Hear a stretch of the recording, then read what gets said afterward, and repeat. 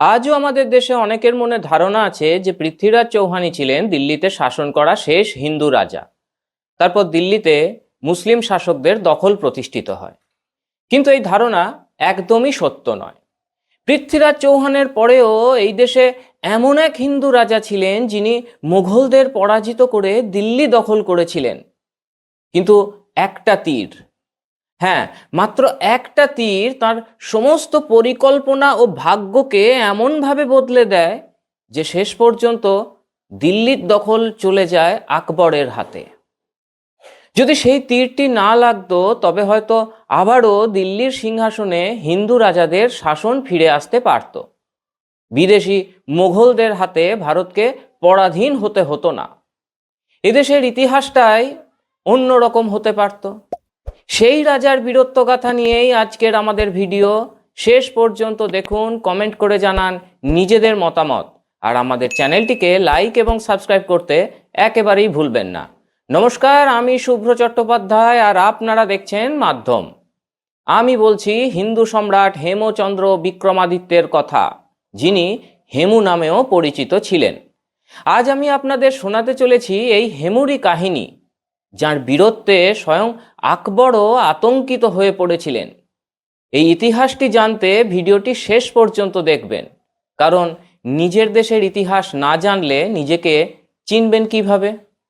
হেমচন্দ্র বিক্রমাদিত্য অর্থাৎ হেমু, তাকে কৃতিত্ব দেওয়া হয় বহু মুসলিম শাসকের মাঝখানে অল্প সময়ের জন্য হলেও ভারতে একটি হিন্দু শাসন প্রতিষ্ঠা করতে পেরেছিলেন তিনি।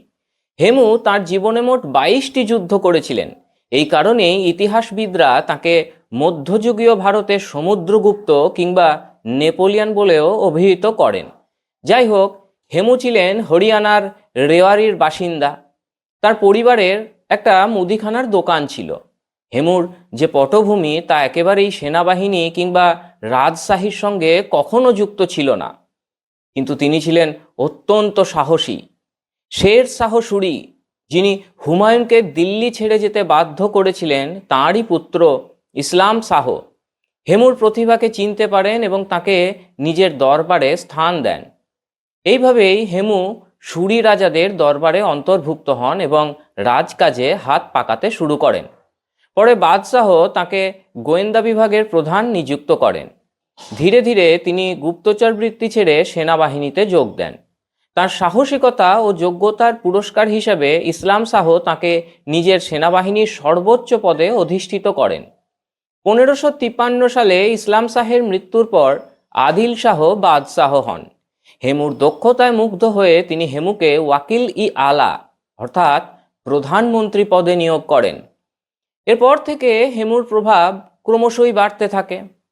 বলা হয়ে থাকে আদিল শাহের হয়ে হেমু মোট 22টা যুদ্ধ করেছিলেন এবং সেই সমস্ত যুদ্ধেই তিনি বিজয়ী হয়েছিলেন। এর মধ্যে বেশিরভাগই ছিল অত্যন্ত গুরুত্বপূর্ণ যুদ্ধ। এই 22টি যুদ্ধের মধ্যে বেশিরভাগই ছিল সেই আফগানদের বিরুদ্ধে যুদ্ধ যারা আদিল শাহকে সিংহাসনচ্যুত করতে চেয়েছিল। এই 22টি যুদ্ধে হেমু একের পর এক জয় পান এবং তিনি অত্যন্ত শক্তিশালী ও প্রভাবশালী হয়ে ওঠেন। শের শাহ সুরির মৃত্যুর পরই হেমু ছিলেন এমন একজন ব্যক্তি যিনি মুঘলদের ভারত থেকে সম্পূর্ণভাবে উৎখাত করতে পারতেন। আর সেই কারণেই যখন আদিল শাহ খবর পেলেন যে হুমায়ুন ফিরে এসে দিল্লির সিংহাসন দখল করেছেন, তখন তিনি মুঘলদের ভারত থেকে তাড়িয়ে দেওয়ার দায়িত্ব হেমুর ওপরই অর্পণ করেন। আদেশ পেয়েই হেমু প্রায় 50,000 সৈন্য, 1,000 হাতি এবং 51টা কামান নিয়ে দিল্লির দিকে রওনা দেন। কে কে ভরদ্বাজ তাঁর হেমু নেপোলিয়ান অফ মেডিভিয়াল ইন্ডিয়া এই গ্রন্থে লিখছেন, দিল্লির মোঘল গভর্নর তারদি খান হেমুকে আটকাতে সমস্ত রকমের প্রস্তুতি নিয়েছিলেন। 1556 সালের 6 অক্টোবর হেমু দিল্লির কাছে তুঘলকাবাদে শিবির স্থাপন করেন। এখানেই মুঘলদের সঙ্গে এক ভয়ঙ্কর যুদ্ধ হয়, যেখানে মুঘল বাহিনী সম্পূর্ণভাবে পরাস্ত হয়। এরপর দিল্লির দখল সম্পূর্ণভাবে হেমুর হাতে চলে যায়। হেমু নিজেই নিজের রাজ্যাভিষেক করান এবং বিক্রমাদিত্য উপাধি ধারণ করেন। দিল্লিতে অবস্থানরত মুঘল সেনাপতি তারদি খান কোনো রকমে প্রাণ বাঁচিয়ে আকবরের কাছে পালিয়ে যান। আকবর তখন পাঞ্জাবে ছিলেন। সেখানে বিষয়টি জানার পর আকবরের অভিভাবক বৈরাম খাঁ তারদি খানকে হত্যা করার নির্দেশ দেন। বৈরাম খান এই হত্যার মাধ্যমে একটা বার্তা দিতে চেয়েছিলেন যে যুদ্ধক্ষেত্রের ময়দান যে ছাড়বে তার পরিণতি হবে তারদি খানের মতোই। তারদি খানের সঙ্গে এই ঘটনা ঘটে 13 অক্টোবর। এর ঠিক দুদিন পরেই ছিল আকবরের জন্মদিন। সেই সময় আকবরকে সিদ্ধান্ত নিতে হয় যে তিনি কাবুলে ফিরে যাবেন নাকি দিল্লিতে হেমুর বিরুদ্ধে যুদ্ধের চ্যালেঞ্জকে গ্রহণ করবেন। শেষ পর্যন্ত সিদ্ধান্ত হয় হেমুর বিরুদ্ধে যুদ্ধ করা হবে।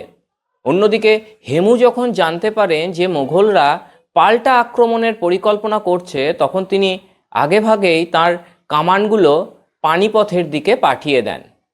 বৈরাম খানও প্রায় 10,000 সৈন্য নিয়ে পানিপথের দিকে রওনা দেন। এদিকে হেমুর সেনাবাহিনীতে ছিল প্রায় 300 অশ্বারোহী এবং 500 থেকে 1,500-এর মধ্যে যুদ্ধ হাতি। এই হাতিগুলোর শুঁড়ে বাঁধা থাকতো তলোয়ার ও বর্ষা, আর তাদের উপর থাকতো ভয়ঙ্কর তীরন্দাজরা।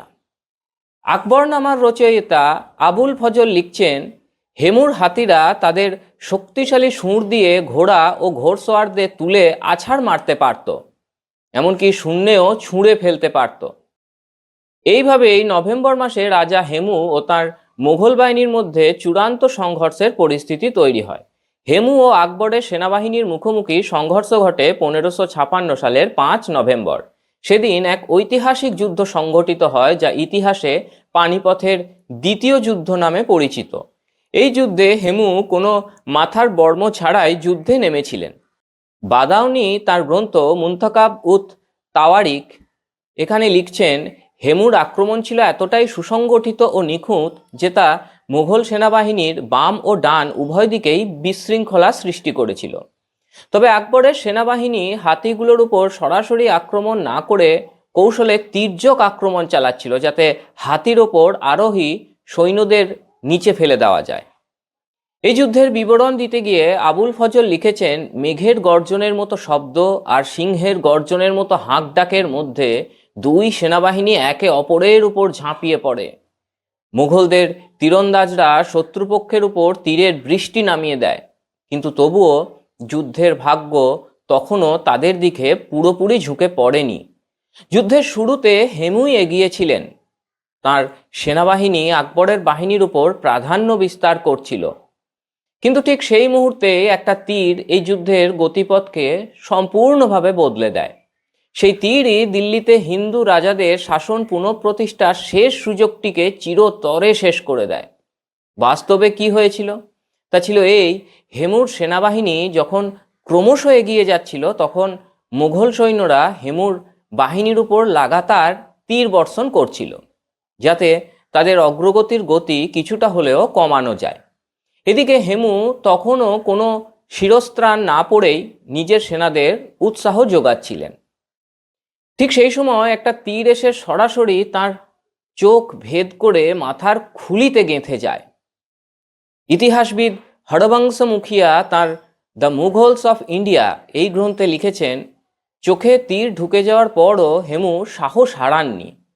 যে কোনো মূল্যে তাকে দিল্লি রক্ষা করতে হতো। তাই তিনি নিজের চোখের কোটরে গেঁথে থাকা তীরটি নিজেই টেনে বের করেন এবং তারপর দ্বিগুণ উদ্যমে আবার যুদ্ধ শুরু করেন। কিন্তু কিছুক্ষণ পর অতিরিক্ত রক্তক্ষরণ ও আঘাতের কারণে হেমু অজ্ঞান হয়ে পড়েন এবং মাটিতে লুটিয়ে পড়েন। এখান থেকেই যুদ্ধের পরিস্থিতি পুরোপুরি বদলে যায়। নিজামুদ্দিন তার গ্রন্থে লেখেন, তাবাকু খান নামে এক সেনা দেখেন একটা হাতি মাউত ছাড়া উদ্দেশ্যহীনভাবে ঘুরে বেড়াচ্ছে। তিনি নিজের মাহুতকে সেই হাতির ওপরে উঠতে বলেন। মাহুত যখন হাতির ওপরে ওঠে, তখন সে দেখে সেখানে একজন আহত মানুষ পড়ে আছেন। তিনি আর কেউ নন, স্বয়ং হেমু। এক মুহূর্ত দেরি না করে সে তখন হেমুকে শৃঙ্খলে বেঁধে ফেলেন এবং হাতিটিকে নিয়ে সোজা আকবরের কাছে চলে যান। এরপর অচেতন হেমুকে আকবরের সামনে হাজির করানো হয়। তখন আকবরের বয়স ছিল মাত্র 14 বছর।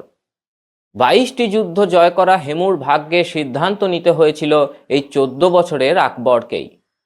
আবুল ফজল লিখেছেন, আকবর হেমুকে হত্যা করতে ইতস্তত করছিলেন, কিন্তু তার অভিভাবক বৈরাম খাঁ কোনো রকম দয়া না দেখিয়ে হেমুর মাথা দেহ থেকে বিচ্ছিন্ন করে দেন। যদিও ভিনসেন্ট এ স্মিথ ও হরবংশ মুখিয়ার মতো কিছু ইতিহাসবিদ মনে করেন যে হেমুকে হত্যা করেছিলেন স্বয়ং আকবর, বৈরাম খান নন। এইভাবেই এক হিন্দু রাজা, যিনি অল্প সময়ের জন্য হলেও দিল্লির দখল নিয়েছিলেন এবং হিন্দু শাসন পুনঃপ্রতিষ্ঠার আশা জাগিয়েছিলেন, চিরতরে শেষ হয়ে যান তিনি। এরপর 1857 সাল পর্যন্ত প্রায় 200 বছর দিল্লির ওপর মুঘলরাই শাসন বজায় রাখে। এইভাবেই এক মুদিখানার দোকানের পরিবার থেকে উঠে আসা হেমুর অসাধারণ অধ্যায় ইতিহাসে লিপিবদ্ধ হয়ে রয়েছে। একটা মুদিখানার দোকান থেকে দিল্লির সিংহাসন পর্যন্ত পৌঁছেছিলেন তিনি। যদি সেই তীরটি তার চোখে বিদ্ধ না হতো, তাহলে হয়তো ভারতের ইতিহাসই অন্যরকম হতে পারত। বন্ধুরা, এটাই ছিল হেমচন্দ্র বিক্রমাদিত্য ওরফে হেমুর গল্প। আপনাদের এই প্রতিবেদনটি কেমন লাগলো কমেন্ট করে অবশ্যই জানাবেন। ভিডিওটি লাইক ও শেয়ার করতে একেবারেই ভুলবেন না। আর ইতিহাস ভিত্তিক এমনই আরও আকর্ষণীয় প্রতিবেদনের জন্য মাধ্যম চ্যানেলটিকে সাবস্ক্রাইব করে নিন। আজ এখানেই শেষ করছি। কেমন লাগলো আমাদের ভিডিওটি জানাতে ভুলবেন না। সঙ্গে থাকুন, দেখতে থাকুন মাধ্যম। गरीबी मिटेगी, समृद्धि बढ़ेगी।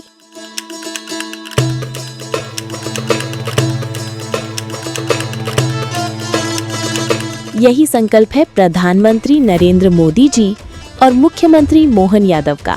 गरीब कल्याण मिशन से मध्य प्रदेश ने उठाया है ऐतिहासिक कदम। संबल 2.0 के तहत 1.75 करोड़ श्रमिकों का पंजीयन और गिग वर्कर्स भी अब लाभान्वित। हजारों श्रमिक परिवारों को 224 करोड़ का भुगतान। 39 लाख लोगों को मिला भू अधिकार पत्र, देश में प्रथम स्थान।